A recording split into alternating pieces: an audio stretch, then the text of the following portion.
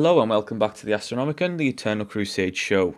So finally, after a relatively long period of silence, we have got a newsletter update. So I'm going to abbreviate it. Now, the newsletter was written by creative director David Gorsland. And first off, he wanted to make the announcement that Behaviour are partnering with marketing and communications company Turbulent.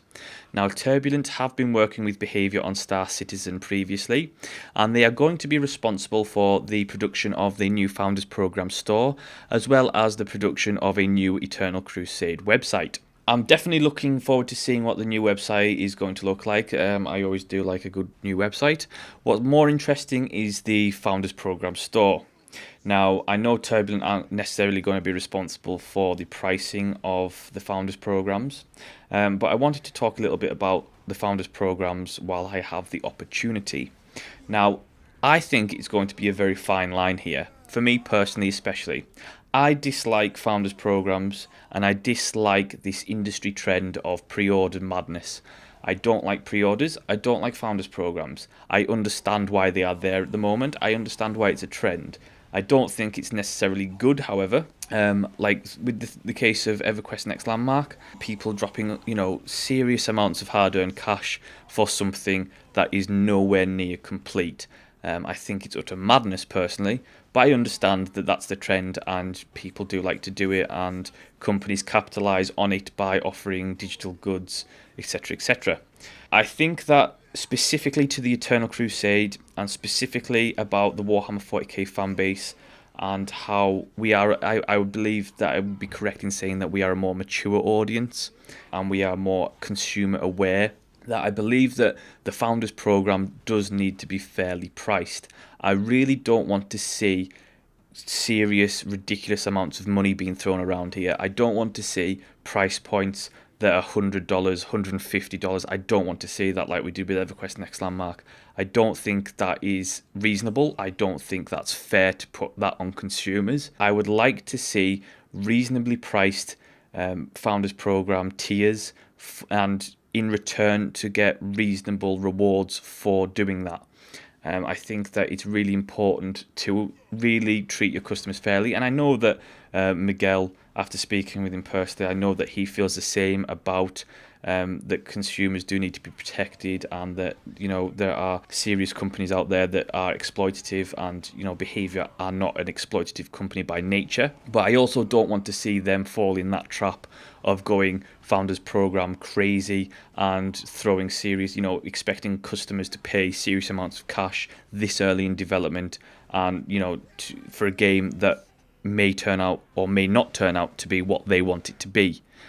So I think it's really going to be a really fine line to get that just right and get the rewards just right to make people happy and not feel that they've been conned in some way. So I think that it's really important to price those very, very fairly.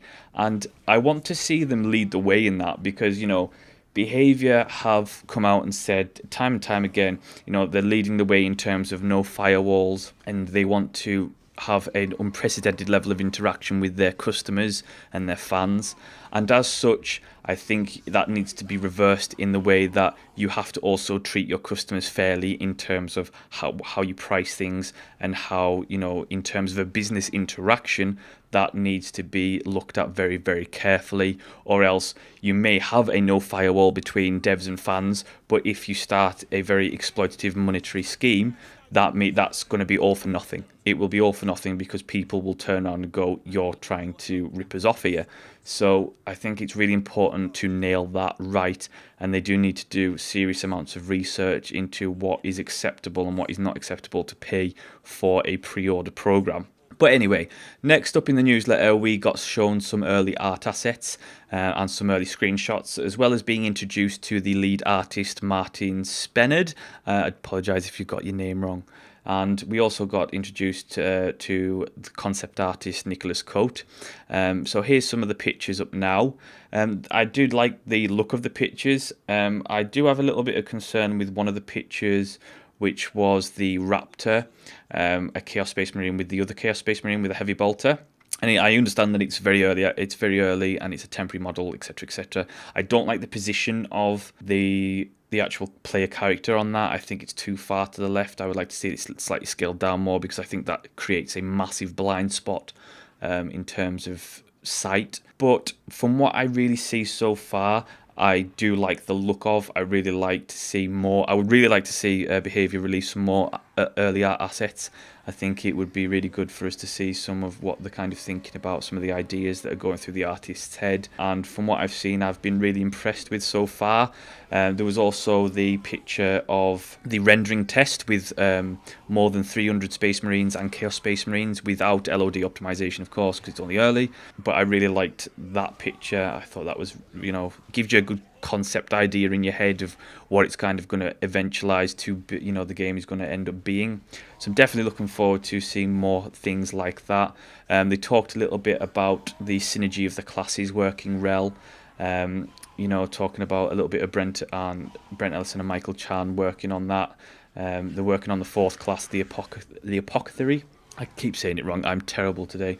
I'm full of cold, so I do apologise. So I'm really looking forward to seeing how it's progressing. I know that they have been very, very busy in what they've been doing. So it was a nice little update, and it was definitely a well-needed update from Behaviour to receive that. Everything's looking like it's on track, at least on outward appearance. Also, they did mention about the Rhino tank that was in one of the screenshots.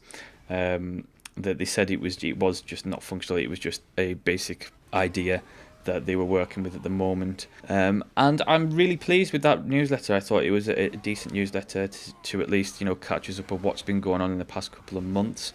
Next, I wanted to talk a little bit about one of the things that they've got going on at the moment on the general discussion forum, which was started by Miguel himself, which was talking about voice chat. Now, he went to the forums to say he wanted basically a little survey on voice chat.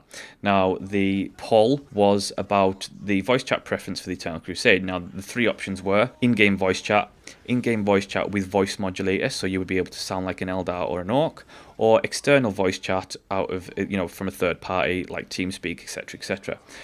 Currently leading the way is obviously in-game voice chat with voice modulator, which is to be expected. I think everyone wants that.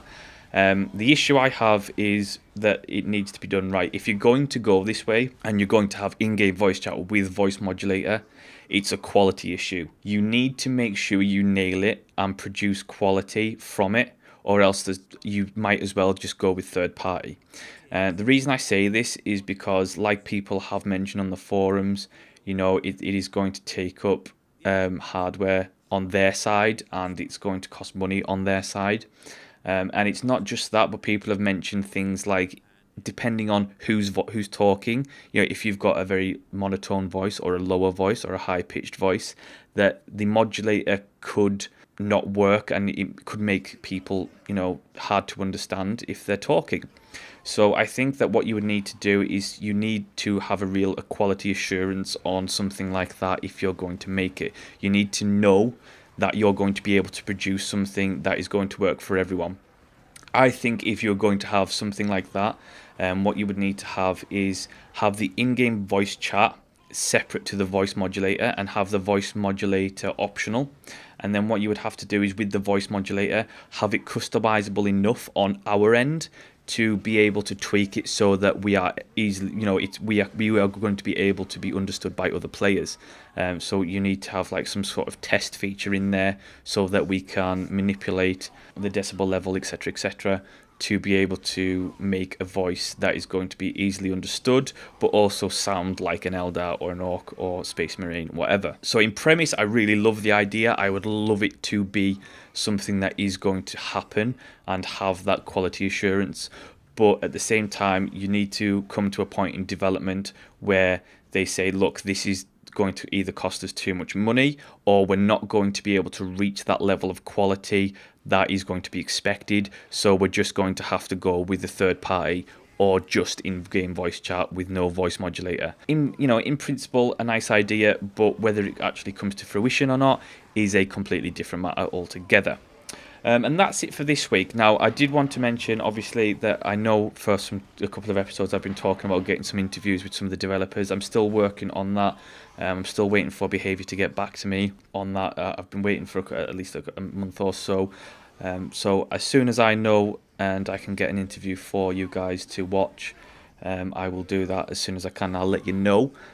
So as soon as I hear from Behaviour about that, I will let you all know and what's coming up. But in the meantime, obviously, if you've got any suggestions for the show or you'd like to see anything on the show, do let me know in the comments. Do like, subscribe, and I will see you next time.